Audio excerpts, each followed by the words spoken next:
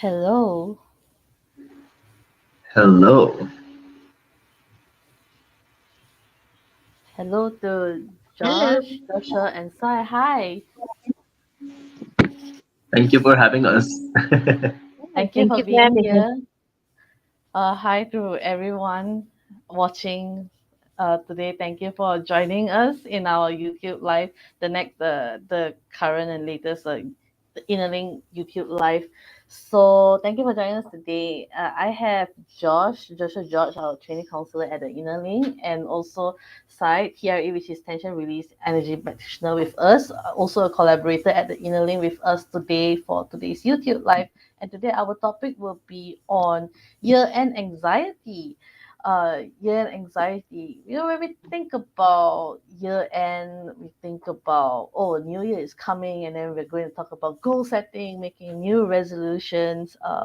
But sometimes, thinking about new goals, or thinking about resolutions, or at the same time also wrapping up, like, one whole year, your work year, or like everything that happened in personal life, work life, everything that accumulated in the entire year. You want to wrap things up, and then there's also festivities to look forward to: Christmas, New Year's. Um, Sometimes all these things add up, and maybe that brings like a sense of like urgency, overwhelming urgency and anxiety in some people. So like today we want to talk about that. We want to address about that. It's going to be a very today's YouTube is going to be, we'll make it like a casual conversation about it. Also, it's not all like serious and just anxiety all the time, right? So for that, to that end, we have, so we again, reintroduce our speakers again for those who just join us. Hi, I'm Jess. My pronouns are she, her. My preferred pronouns is she, her. I'm an Mhm. intern at the Inner Link, and with me today we have Joshua, who is trainee counselor at the Inner Link, and Sai, collaborator, and TRE, which is Tension Release Energy Practitioner Movement practitioner at the Inner Link. So right, it's important to acknowledge, right? I'm sure the both of you agree. Do you think it's important to acknowledge, like, feeling overwhelmed during like this part of the year? It can be full of joy, but it can also be difficult for Yeah. some people. So, what do you think are what do you think are some reasons why people can feel anxious at this time of the year? Who, Sai, would Mm. you like to go first? Right. Well, especially this time of the year when you have like Christmas, New Year coming up, and there's a lot of pressure to wrap things up. So people do get a lot of anxiety. And then it's that expectation, the new year is coming. You want to do something new, you want to make changes. And there's also that pressure of even goal setting. It's a pressure for you when you feel like you've set up goals for the year before, and every year you've been doing this goal setting and you feel like it hasn't materialized, and then you're starting over again for the next year. It builds up a lot of anxiety in people. So it's kind of like it's the holidays, but the holidays creates more anxiety than regular days just coming into new year. Yeah, it's so ironic, right? So it's meant, we were meant to celebrate, but also I think it's also the time of the year where we feel like we're going to be meeting, let's say during Christmas, or people like, spending all their accumulated office leave at the end of the year for during New Year's Eve. That's the time we spend with family, and sometimes uh, some people it could be a difficult moment. Like, so let's hear from Josh. What about you? Like, is there anything like that's causing you any year-end anxiety that you would like to share with us? Hmm. Like, view, I guess. hashtag relatable. Yeah. So I guess when you ask what are the reasons people might feel year-end anxiety. So I was just thinking right now I'm back home in Bangalore, India. The weather is pretty cold, Oh, and some like it's been raining, the sun hasn't been out. So a lot of people do experience like a bit of depressive symptoms when like it's the end of the year, it gets a little colder, and there's like not a lot of vitamin D. And so that sometimes can exacerbate the anxiety. But when you talked about the holiday, talked about like it doesn't sometimes feel like a holiday. I was thinking for a lot of people, anxiety at the end of the year comes from having to be around family members, especially people who have come from very like abusive or toxic families. And there can be a lot of expectations sometimes of like, okay, you have to spend your free time, you have to meet people maybe you don't have a great relationship with. Maybe sometimes for families, having to uh, you know do a lot of preparation, a lot of maybe inviting people, meeting people. It feels like a lot of extra work for some people. I can see a lot of anxiety coming from there, and I can relate as well. Having to meet a lot of people sometimes that I don't have the capacity for. And towards the end of the year is often when like your steam has run out Mm. and the motivation is like dying down a little bit, and you're looking back and you're like, okay, all these things I wanted to do, I don't know if I did. And I think Sai like brought that up as well, like you're looking back at the goals you made, like one, like kind of dreading having to start the new year. And I guess there's that a lot of that pressure people feel from themselves, like to have to look back and feel proud of their achievements, or to look forward and be like, okay, I didn't do any of the things I wanted to do this year, I need to do them the next year. So it can feel like a very arbitrary deadline, like, okay, at the end of the year is when like I have failed. And so as that failure date approaches, they're just constantly looking at them like, oh no, I'm going to have failed. I'm going to have failed. So I think, yeah, there's a lot of different stressors that I see might contribute to that. That makes sense. So this will lead then to like my next question for the both of you. So during year end is not when people start making, like, we want to start making goals, making plans for the following year, but we also look back at like the things, the resolution and the plans that we made for like the current year, and what did we achieve or not achieve throughout the entire year. So what would you do if you feel like, if some, if one feels that like you didn't achieve anything this year, or not to say anything, or maybe you didn't achieve everything that you set out to plan. And with that, when you get that feeling, how would you recommend that folks can cope with that feeling, of feeling like, oh, I failed to reach all or some of the goals that I set out to do this year? How do you think that we should cope with this feeling? Okay. Well, personally, I feel is one of the coaching things that I learned not so much from theory but from doing emotional tour. When we wrap up a session, instead of thinking about what went wrong, we never discuss anything about anything that goes wrong. What we discuss is how did you do how what did you do well in the session. So I think for the end of the year, because when things go wrong, you know it's gone wrong already. You've already beaten yourself up over it when it happened. It's not like you're not waiting till the end of the year to beat yourself up over it. So end of the year, just reflect on what actually went right, the thing that made it go right. And if you want to evaluate something that went wrong, like look at the little factors, like instead of focusing on that it went wrong, what made that happen and how you can improve it if that's what you want to do. If it's something that you can repeat the next year, then you want to analyze how you can make it right. But if it's not something you're going to bring on to the next year, let it go because it's done. And Yeah, I know it's easy to say that it's done, but the more that you tell yourself that, it's a practice of keep reminding yourself that it's done.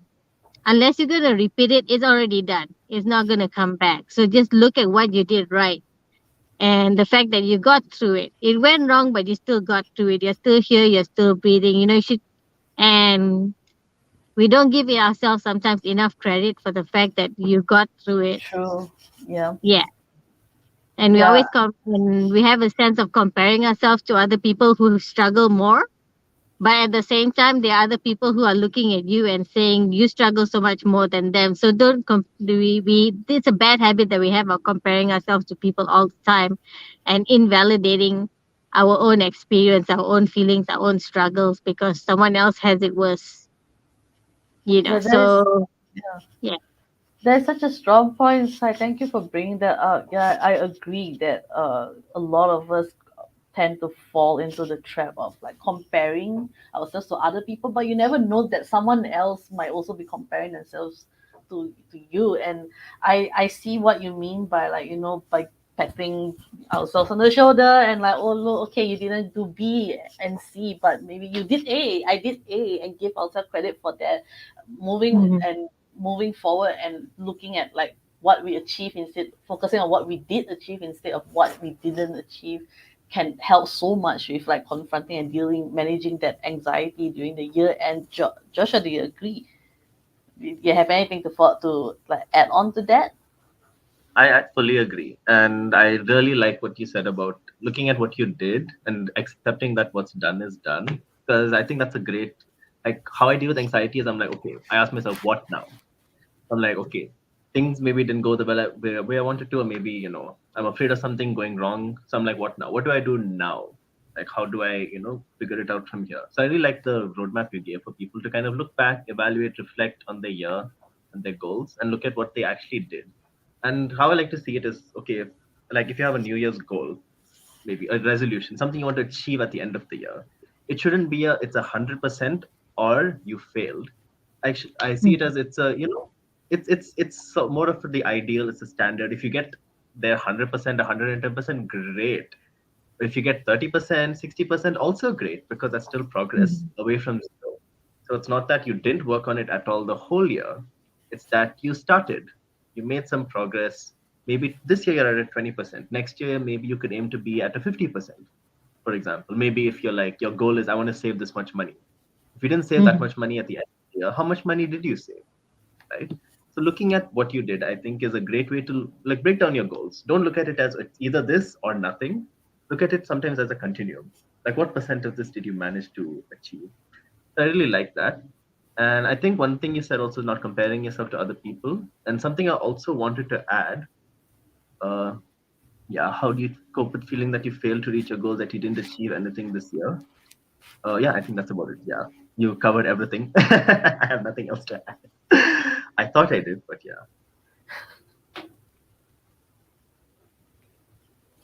I like Sorry, the sorry. percentage point as well. The way I said Percent. about percentages, that I think that's really important because we dismiss how much we've done because we didn't do as much as we wanted to do. And often we also don't count things that we didn't think that we were going to do. Like there's a lot of things we end up doing in that year that wasn't in that plan of A to Z that we had. And we also discount those things that happen. Like I had a friend who decided she could call me at 2 o'clock in the morning because she was like, "You're the only one I know who's awake, and I'm feeling like horrible right now, and I really needed someone to talk to." And even something like that, like we discount the value of ourselves in the lives of people because we are looking at something else as our measure. And then so anything that's not in that measure, even though it's really valuable, we don't even look at it.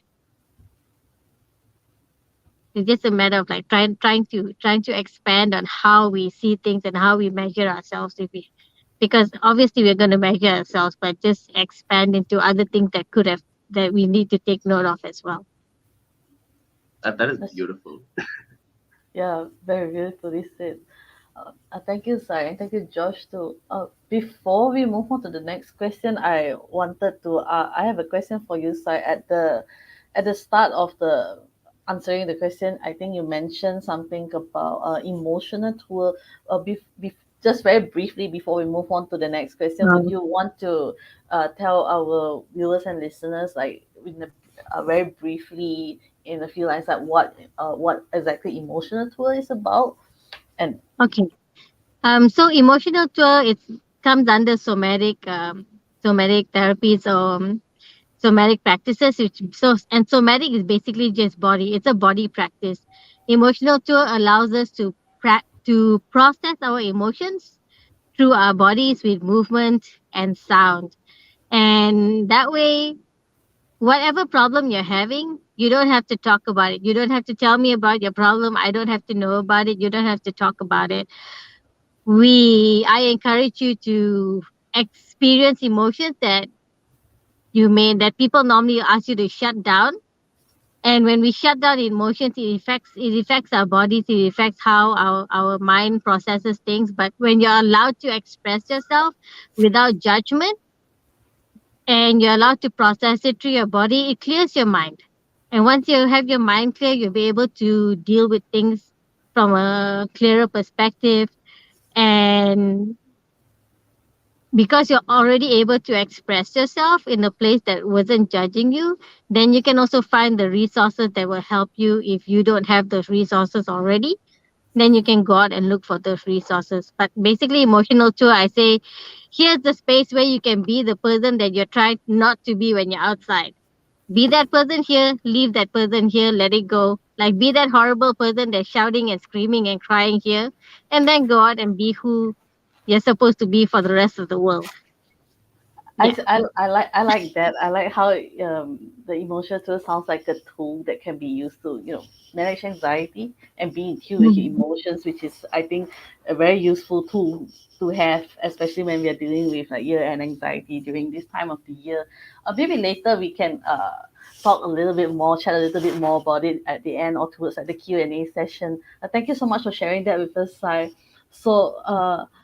So back to the year-end anxiety. So the next question is how we talked about like the not comparing achievements and the percentage thing, like just give us a credit for the things that we actually achieve and not do the comparing thing, but also having to acknowledge that sometimes we also experience burnout, even burnout throughout the year.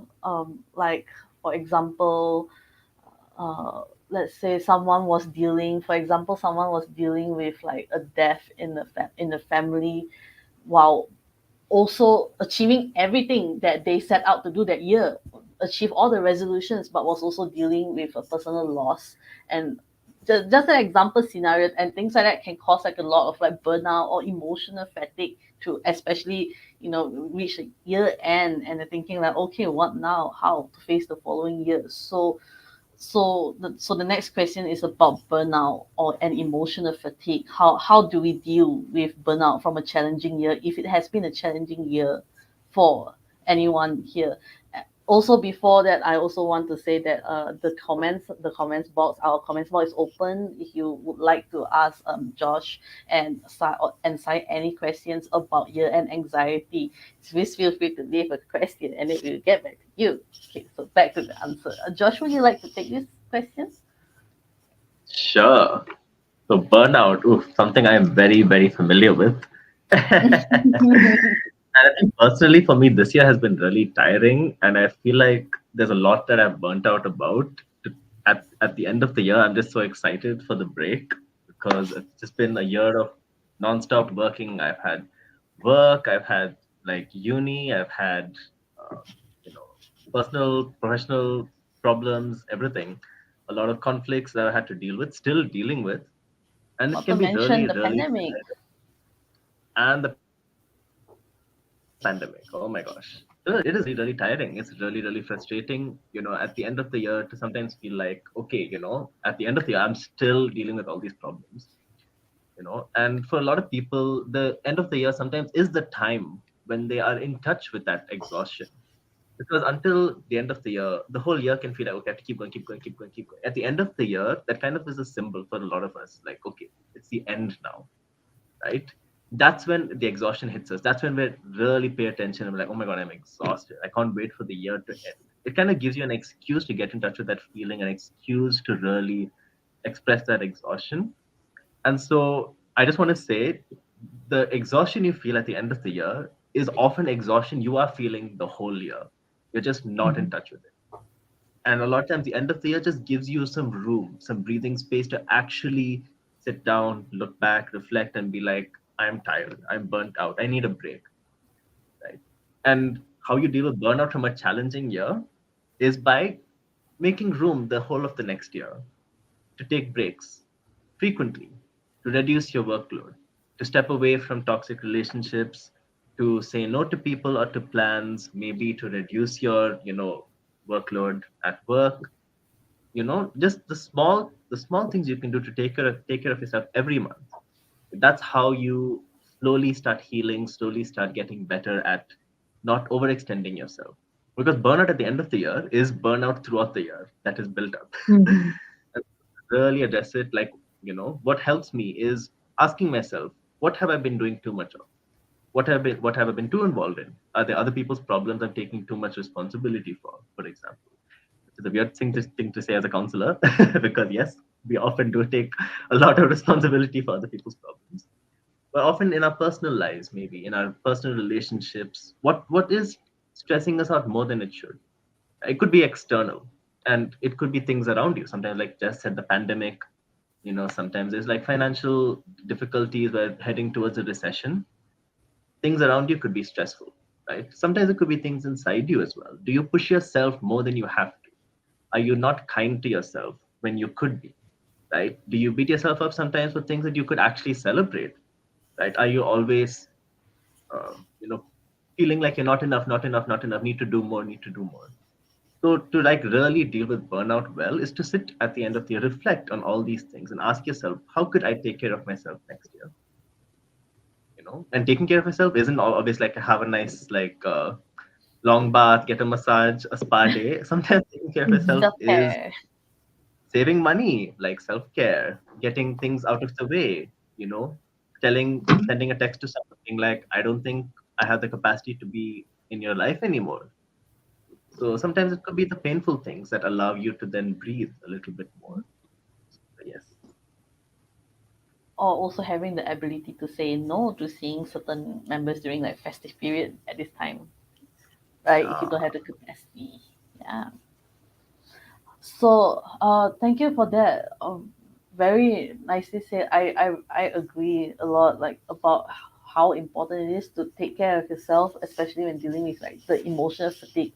Just keep on go throughout the rest of the year, and now's the time to like suddenly confront with the fact that, oh, okay, I actually accumulated this amount of like fatigue and burnout, and how do I deal with it healthily so that I don't bring it with me, so that we don't bring it with us into the new incoming year. So the next question, so this leads me like, I want to ask more about like how can we, do that, take care of ourselves. When I hear take care, when I think about take care, I think about relaxing or taking a break at the end of the year. And um also very aware of the fact, like, sometimes for some of us it could be difficult to to feel like, oh, we can relax, or we deserve to take a break at the end of the year. So how can we manage having trouble with relaxing or taking a break at the end of the year, if if this is an issue for some people? Like how can we manage that if we feel like we have trouble, or feel like we don't deserve to like take a break and relax? Sai, what do you think? But the feeling of not deserving to take a break, that itself, I mean, that gets in the way of a lot of things that people do for themselves, can do for themselves. So it's a it's about how to change that perspective, and then changing that perspective is it's not easy to do it on your own. And sometimes it's about finding the right people or the right community to help you get to that state. Because I mean, let's say personally for me, when I needed to start exercising more, so I realized that I could exercise more because I found a community that got me excited to go. So I could do the same exercise by myself at home. Yes, I didn't feel motivated to do it by myself at home.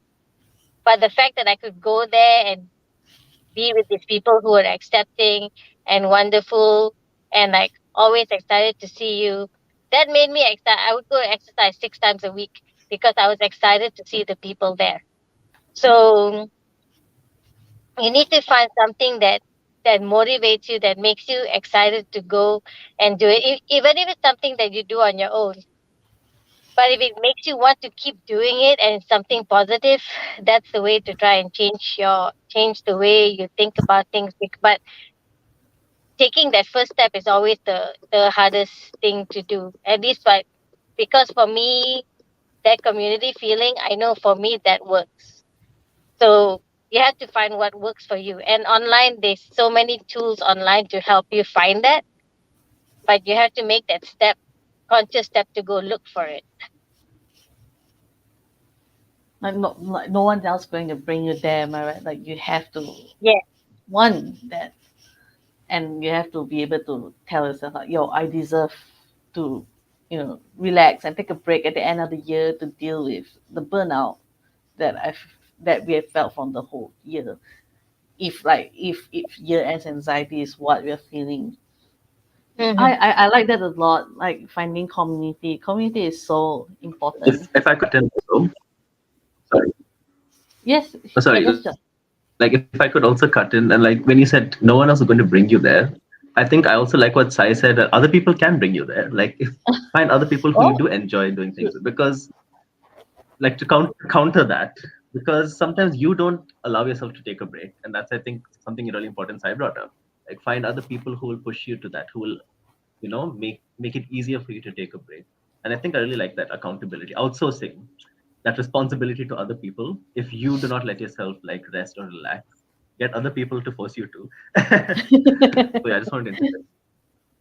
That too. It's like the buddy system that they use for, when you go for Alcohol Anonymous and stuff like that. They have that buddy system, that accountability buddy. And oh like if yeah. you go to Reddit, sometimes there'll be like someone who says, "I just need someone to talk to. Like, can someone talk to me?" And you find people who are willing to talk to you. So it's not that the resource is not there. You have to reach out. And if you have a friend or a family member who's willing to be the one to pull you, that's fine. But if you're someone who's on your own, you have to kind of reach out to people, and people will be willing to be there. If you think you don't have anyone, any friends or family physically in front of you, you have the internet. You can, you use the resource, find like places like Innerlink and places like that, or Meetup, where you can, where there are different people you can meet up with who have similar interests. So the resources are there. You just have to go and look for it. But also, because it's the internet, be really careful about where you look. Mm. Because you don't end up being on the list of like the Craigslist serial killer list and stuff like that. No. Be very careful about where you look for the information, but it is there. There are a lot of good resources available.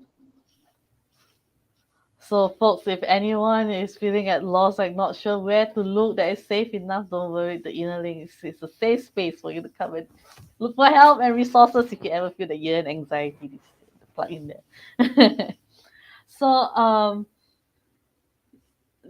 thank you so much for sharing that and talking about that. How I can say how community and also looking for people or ways to take accountability and reach out for support is so important when we are having trouble with relaxing or taking a break and dealing with the burnout towards the end of the year, which so and right now I want let's talk about like the other big part about year ends, which is making resolutions. I think Christmas is in a week's time, next weekend, which means the new year 2023 is just 2 weeks from now. Already I'm getting a lot of sponsored ads, targeted ads on my Instagram and my social media feed telling me that, oh, I need to buy this new planner to make new resolutions. But sometimes, like, yeah, I think early on at the start of this life, we were talking about oh, making resolutions and looking at, like, the list of resolutions or plans that we made at the start of the year, at the start of 2022, that we might not have achieved all with. And so when I guess when we sit down and think about making resolutions and goals for the next year, I think the next a very important question to think about is, how can we then set new goals in a healthy way, set goals in a healthy way that is sustainable, resolutions that are sustainable, that to bring us forward through the year 2023. Joshua, would you like to take this? Sure. So I have a different take on this, and this might not be helpful to everyone. So you know how people Okay. always say make smart goals, specific, measurable, everything. So something I've noticed that doesn't help me is having quantitative goals, like goals that are like measurable in a way that I need to maybe achieve a certain uh, level of the goal in order to have accomplished it. So instead, I like make my goals based on domains I want to work on or improve on. So not necessarily measurable. So for example, and every year, me and my best friend, we get together, we sit together, we make like our New Year's resolutions together, and we kind of hold each other accountable or check in on each other throughout the year. So some goals I've made over the years that I found have really helped me have been more general goals. Like I say, this year I want to focus on having better boundaries. So having better boundaries, it could be anything, right? It could be like professionally, personally, uh, socially, uh, maybe with my how much social media I use, and just telling myself this is what I want to focus on this year, better boundaries. So the whole year I think about, okay, I want to work on boundaries, and it's very simple, right? So I'm constantly going to be thinking about boundaries, maybe, or notice when I start making better boundaries, talk to people about like, oh, this year I'm working on having better boundaries. The more I have those conversations with people, the more I kind of think about it, talk about it, the more I find resources or information that's helpful and relevant to maybe what I'm trying to work on. Or maybe I say this year I want to start being more financially, uh, I want to start making wiser purchasing decisions. Right? So that could be anything, right? So instead of saying this year I want to have no impulse purchases, which is an easy goal to fail, right? I just say I want to make wiser purchasing decisions. So I make bad decisions and then I analyze them. I feel bad about them. Maybe I talk about them and then I start learning from them, making better decisions. So I noticed having areas I want to work on, like boundaries, finances, maybe like self care. I want to take care of myself more. Those have helped me a lot in terms of maybe being healthier about the way I approach goals. That my worth is not tied to achieving a certain level of a goal. My worth is not tied to, oh, I didn't maybe save, I don't know, 10,000 bucks this year, for example. I didn't do that. I have not achieved anything. But it's more of it's things that are constantly going to be a work in progress, even at the end of the year. I know that this year I worked on it and next year I'll continue to work on it, right? But I can then validate all the things I've achieved along the way. I can validate all the progress I've made. Validate maybe the depth of understanding I've achieved about understanding maybe why I make bad financial decisions, as an example, because I tend to, or maybe why I struggle with, saying no to people or like scheduling my time in a more constructive way. So I have more understanding that I carry into the next year. So for people who maybe have a lot of perfectionist tendencies, you tend to want to achieve things and you feel good about maybe, achieving these arbitrary, quantitative markers. I recommend recognize your limitations, recognize your inability to be kind to yourself and change the way you approach goals so that it's easier then for you to account for the things that make it hard for you to have healthy goals or a healthy relationship with goals. So then if you have anxiety at the end of the year, like, oh my God, I didn't do any of the things I wanted to do. I'm not married, maybe, or I don't have like 3 kids or like whatever it is people have goals for, right? You're not going to feel like, okay, I didn't achieve anything I wanted to. But rather you look back and be like, I worked on this. I did this. I Mm. maybe talked about this to the right people. I learned more about this. So then it's easier for you to see progress in a healthier way. But that's what works for me. For some people, smart goals are very helpful. So if smart goals really work for you, doing that. And if they give you anxiety, but they still work for you, what you can do is maybe renegotiate how you approach them, right? Lower the bar a little. Give yourself more leeway. Or like we talked about earlier, like Sai brought up as well, right? Look at what you've done rather than what you haven't done. Yeah, I totally agree with you about the smart goals. Because I was thinking about the same question. I would say be reasonable about the goals that you set, because sometimes we set goals that are not within our capacity at that time. So not to say it'll never be within our capacity, but if I'm going to say next year I'm going to make $1 million, that's probably not going to happen. And then am I going to beat myself up again or at the end of the year for that because I set a goal that's not reasonable for me? So, um, with goal setting, I kind of like go back to my Form 5 SPM days. All right. So for SPM, I was like, my mom was disappointed with me because in the trial session, I was like, overall score was grade B. So my mom said, overall it says you're gonna be like a B rated person. And then I told her, okay, I'll study really hard and I'll get up to the A grade, all right.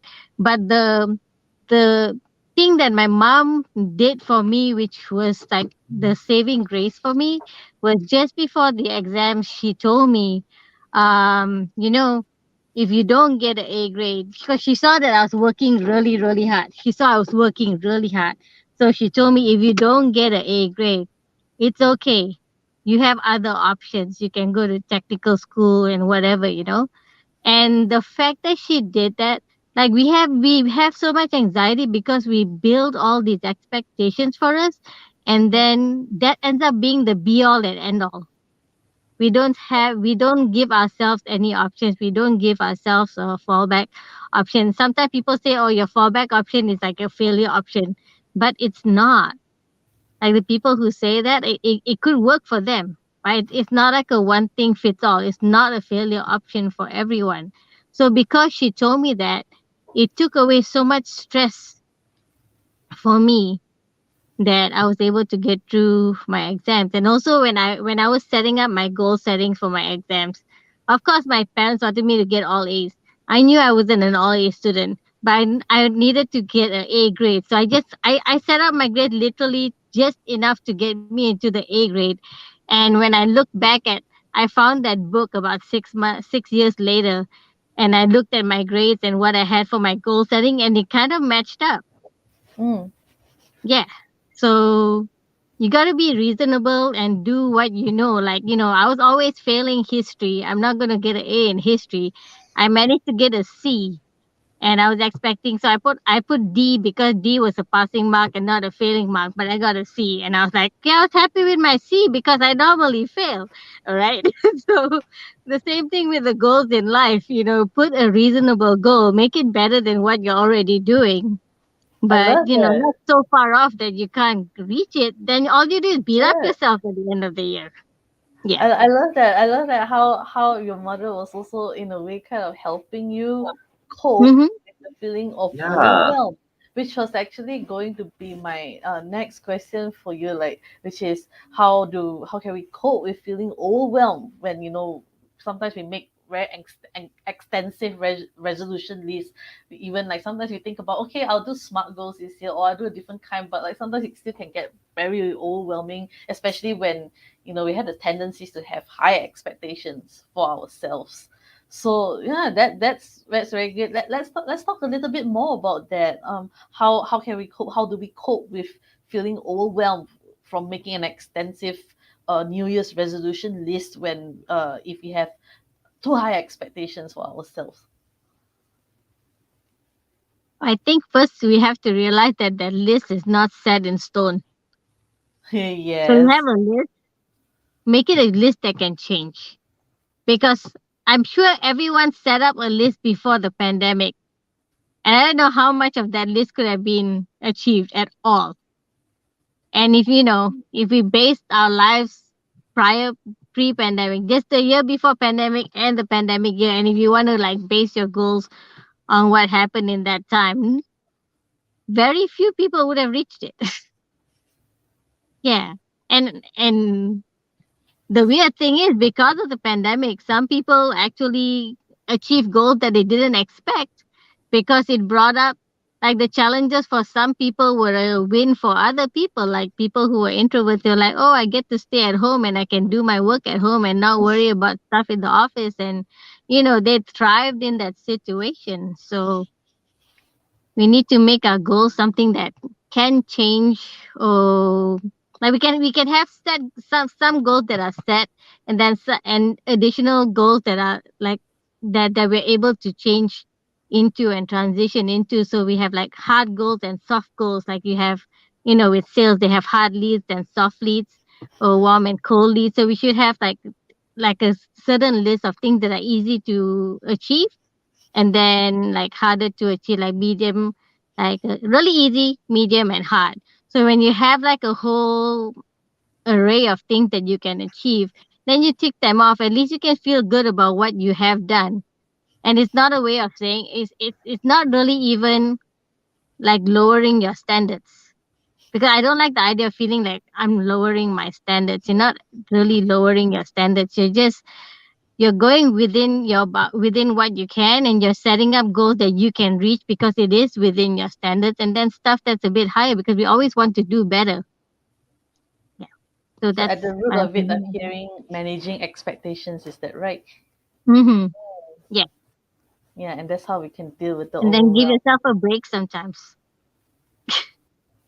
So this whole thing about Manage. just giving ourselves a break at the end of the year, and then like boom, just killing yourself all throughout the year, and like 2 weeks at the end, that's when you give yourself a break. That gives a lot of, that's why in the new year a lot of people get sick too, because they're pushing themselves so hard.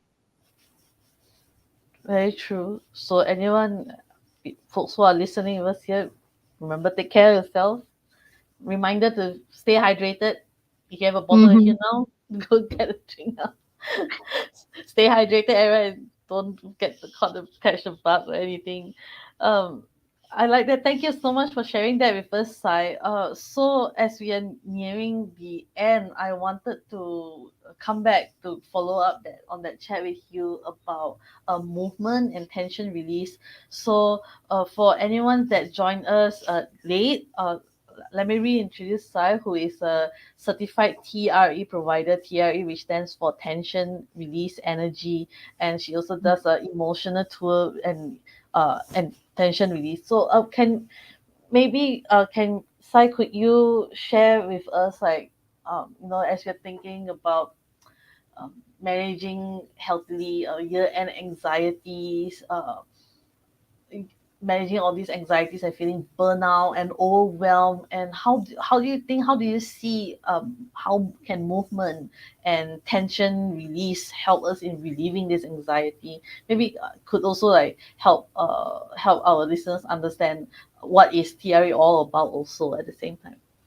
Okay, so TRE actually stands for tension and trauma release exercises, but it's not TTRE. They just like, it just sounds better as TRE anyhow. So it's tension. The full one is actually tension, trauma, and stress release exercises, but they just call it TRE. So let's not like go around that too much. The point of TRE, I say, is the exercises is to engage neurogenic tremors. Neurogenic tremors is the shaking of the body, the muscular shaking, or the shaking of our internal systems, to allow it to release stress that has been trapped in our body, because we are not dealing with the tensions and traumas that we are facing in life. Sometimes we put it aside, and then we're like, okay, we'll put it aside to deal with it later, but then you don't ever deal with it. And because you have no time, everything else, something else keeps coming up. So when you don't deal with the stresses that you have in life, when you don't deal with the trauma that comes up, you put it in the back burner. You don't realize that that back burner is actually your body. Your body is Mm. holding it in. There's no actual separate back burner that you're putting it. You're putting it inside your body, in your muscles. It gets stored, and it can make people sick, emotionally, mentally, physically. All that comes from, if they have illnesses that pop up like out of nowhere. And that comes because a lot of it is from the stresses that we have not been dealing with. So the tension and trauma release exercises is just simple stretching and fatigue exercises to get you to a point of where your muscles are tired, and you can engage in neurogenic tremors. And what I tell them is, it makes you, when you're too tired to think, you can let your body take over. But the most important part of it, aside from allowing the body to take over, is to know that you are in charge of the entire experience. You can control what's going on. We're asking you to let go of control, to let your body take over, but say, if you need to stop, you can stop. If you need to take a break, you can take a break.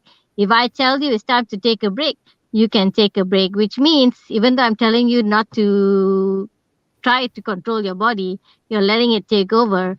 At the same time, when you need to be in charge, you are in charge again. You are self regulating. So it actually gives you more control, even though we're telling you, you know, let go of your control. It actually gives you more control, it gives you more permission.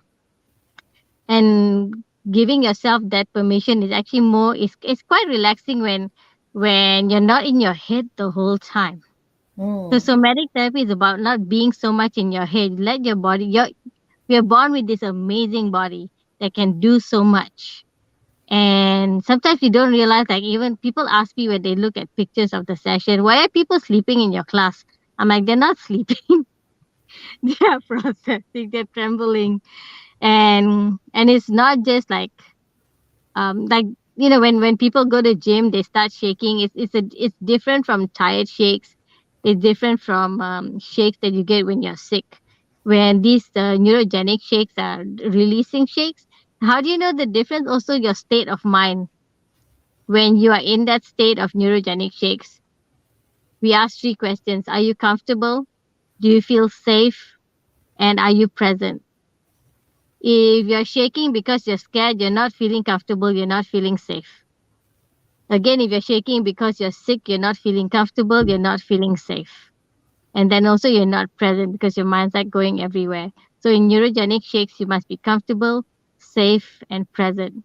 And if there's a no to any of these answers, we make adjustments to get you to that state of comfort, safety, and being present. And that's how you are in control of your entire experience. And I'm just there to facilitate, like to help you get to keep your control of the entire experience. And since you don't have to tell me about your problems, you get to process it without having to talk about it. Have your body process it. Yeah. Yeah, it's the body processing. And the body knows how to process stuff way better than we do because we're born with that. The body is created with that ability. We just have to tap into it and trust that we can tap into it. Mm. I hear you recommend it as a way to release tension and energy, especially from trauma that is pent up. Or we could also see this as like we were talking about pent up stress or burnout Mm-hmm. from like the entire year. Yes. So it's like a form of movement and exercise that can help us process all that also. That's right. And it also helps with tiredness because when you're tired, I mean, when you're tired is the best time for neurogenic tremors. You can just get into tremor even without the exercises. I managed to get people into it even without doing the exercises. If I feel they're tired enough, and I'm like, all right, let's try it. I've tried it with my friend who was having a bad migraine. I was doing some Reiki for her. Then I was like, are you really tired? She said, yeah. Then let's give it a try. So she didn't do any of the exercises. I just got her into the tremor state and she did really well. So, but it's a matter of trusting yourself. And the way I like to fashion my session is that in the end, I want you to be able to do it yourself without me there. That way you come back as optional. The same way like meditation and yoga. Meditation, you can meditate on your own. But sometimes you just need someone to like show you how to meditate and like give you the different options. Then you can meditate on your own. But then when you come back and meditate with the group, you get the benefit of the group session. So my goal is to get anyone who wants to learn TRE, my goal is to get you to be able to practice on your own. So you can do it anytime and then come back together if you want to have like group sessions. So play around with it because you actually can play around with it. A lot of people see tension trauma release, they get scared of the fact it says tension and trauma, but it's actually tension and trauma release. They forget about the word release. They think, oh, tension and trauma, and they get scared about the session. And then they tell me at the end of the session, oh, I didn't realize it'd be so much fun. So I'm happy about that at least. Nice to hear. So anyone, thank you for sharing that with us. So anyone listening here who would like to give this a try, you can drop us a comment or DM us on our Instagram, our social media page, or our website, and drop us a DM to ask more, and then we can connect because Asai also facilitates TRE sessions at the inner link. Yep. Mm-hmm. Mm. Thank you so much for sharing. And I think Mm-hmm. that brings us to the end of today's talk, today's YouTube live on year-end anxiety. Let's wrap this up with on a on a bright note. Um, so what are the things or mindsets? What do you think are the things or mindsets that we should leave behind as we start a new year? So 2023 is coming in. Today is 17. In just another 14 days, another 2 more weeks. It's a new year in 2 weeks. So one of the things or mindset that we should leave behind and look forward to when we as we step into the new year. Let's wrap things up on like a light and bright note. Josh, what do you have anything to say? Yes, so to be mindful of time, since I know Sai, you have something after this as well. You can feel free to leave whenever you're done, and we can wrap Mm-hmm. up as well. But I think since to be mindful of time as well, would you like to answer this question first? Okay. I'll say like don't take yourself too seriously. Mm, And they said there's this theory, well not theory, there's a statement where change of work is rest. So everyone's different in what we enjoy and what works for us. And sometimes we just have to change that up, do something that's opposite of what you normally do, which gives you rest but also gives you engagement, because there's some people who just can't rest. They can't, and maybe it's just like a change of work, change of environment. Give yourself a break for the next year, and just think of, I mean, you're gonna be there anyway. You may as well make it the best as you can. Like put in fun things. Maybe we also don't put in fun things that we need to do for ourselves as a goal. So I think we should also like plan fun things as for ourselves as a goal for the next year on how to make life healthier and more fulfilling. And that's what I have to say about that. Look forward to something fun, because that makes everything else that you do more bearable, and it energizes everything else that you do. If you have fun and if you're happy in what you're in something that you're doing. thank you. I like Mhm. that so much. Like scheduling regular breaks, short breaks doesn't have to be long in Mhm. throughout the year instead of putting everything at the end of the year. Yeah, I like the idea of scheduling fun. And I think that's really important to enjoy. Like the goals you set shouldn't be intimidating. It shouldn't be scary. It shouldn't be boring. It should be, I guess, like what Sai said. It should be fun, like things you look forward to, things you would actually enjoy. So I think, yeah, sometimes things or mindsets to leave behind is that if you're enjoying life, you're not doing anything wrong. Some people think that okay, things are going well, that means I'm not maybe working hard enough, or maybe like something's going to happen. I think it's to allow yourself to embrace whatever comes, the good, the bad, you know like making goals for the next year is not so that your year is perfect, that you're going to be happy from beginning to end, you're never going to be angry, you're never going to be sad. It's just that these are things that you want to grow in. Growth can be painful. Growth comes with a lot of emotions: joy, happiness, sadness, frustration, excitement, everything. So I'd say like allow yourself to embrace the full range of emotions, the full range of experiences life has to offer, to allow failures in your life, make room, to not succeed, and enjoy your successes, the small ones, I'd say. So I think, sometimes, well, and something we've been talking about a lot, I think Sai mentioned, was reasonable goals. And I think for a lot of Mm, people, what we think are reasonable goals are what we think is reasonable for everyone. And like Sai said, really pay attention to what is reasonable for you when you're setting your goals. Like, know yourself, right? Oh, yes. Sorry. Yeah, and know yourself, know your capacity, your capabilities, and don't try to make goals based on how you think you should be compared to what everyone else around you is doing. Maybe if you're like at a later stage in life and planning to switch careers, right? Obviously, you're not going to be like your peers. If you're still young and maybe you're struggling academically, you're struggling maybe to find your niche, right? Acknowledge that you are different from other people around you. Your capacity is different, your needs are different. Look at the factors around you in your environment. Do you have a supportive environment? Do you have a good support system in terms of the friends you have? Is your family, healthy? right? Ask yourself, do I have everything I need? If not, be kind to yourself. Take care of yourself, right? Be really reasonable in terms of be really real about who you are. And this is why I don't set smart goals because I'm not good at figuring out what is achievable for me. And sometimes I have to learn that the hard way when I consistently set goals that are toxic for myself and fail. That's why I'm like, okay, let's leave smart goals behind just for me. But I think that's like the takeaway I want to like, leave everyone with. It's just really know yourself. Be kind to yourself. Give yourself more kindness than you think you deserve.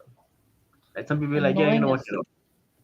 ah yes. Yes, Jess. Sorry to cut you off. I was just about to end. Like knowing yourself is also like so that you if you know yourself, you will set goals that are realistic for yourself, and you're setting goals for Mm. yourself, not someone else's goals for you. Yeah. Yes. Yes. Yeah.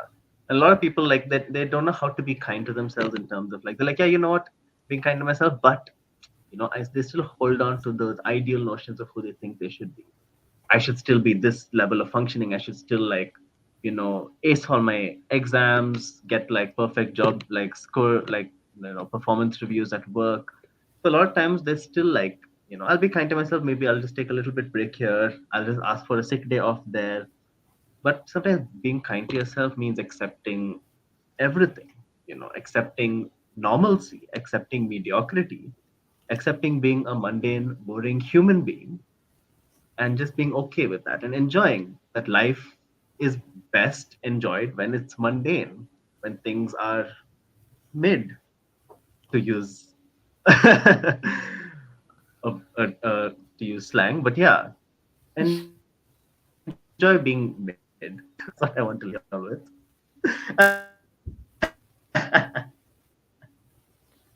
I guess Oh, that's about it for me. all right. So to sum it up, let me see if I get this right. To sum it up, be kind to yourself, be mindful, and don't take yourself too seriously. Change of work environment is also rest while also remaining active. Schedule fun to have some things to look forward to, make things bearable, and allow yourself to embrace whatever comes. I like what you said. Just growth can be painful and also exciting at the same time. Just allow yourself to feel the whole range of emotions and set goals that are for yourself, not goals that other people set for you. Yeah, that's a very healthy and mindful mindset that we should bring with us as we start a new year. Yeah. So thank you so much, Josh and Sai, who has already had to leave because she had a function to attend. Um, Thank you so much for being here, and thank you so much to everyone who stayed with us to the end and listened in on today's talk show. If you have any questions that you would like to ask or know more about like the things we talk about in today's live, feel free to leave us a comment and we'll get back to you later. Or you can also a message, reach out to us, DM us in Instagram or any of our social media platforms. And if you relate to anything that we talked about today, like if you're dealing facing a lot of like anxiety towards at this end of the year and you feel like you need to reach out for help, do not hesitate to reach out to us at the inner link. We have counseling services available with our counselors and clinical psychologists, and also, and if you would like to try a more holistic and movement related ways of dealing with your tension and the stress that you have accumulated to deal with this anxiety. We also have Sai, who provides an alternative way of releasing the stress through TRE, which is tension and trauma release exercises. So, yeah, thank you again for joining us today at the Inner Link. Let us help you take care of your mental health and wellness. Thank you. Thank you for having us. And Merry Christmas and Happy New Year to everyone. Yes. All Happy right. holidays. Happy holidays. Bye, everyone. Bye, Josh. See ya. How do I leave?